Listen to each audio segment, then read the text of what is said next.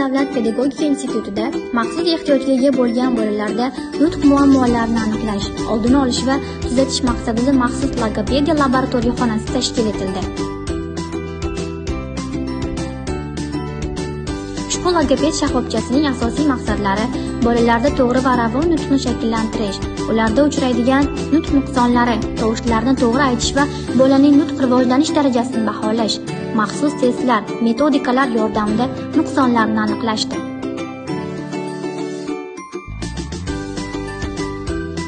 Qadrli ota-onalar, agarda sizning farzandingizda nutq bilan bog'liq muammolar mavjud bo'lsa, albatta bizning logopediya markazimizga murojaat qiling.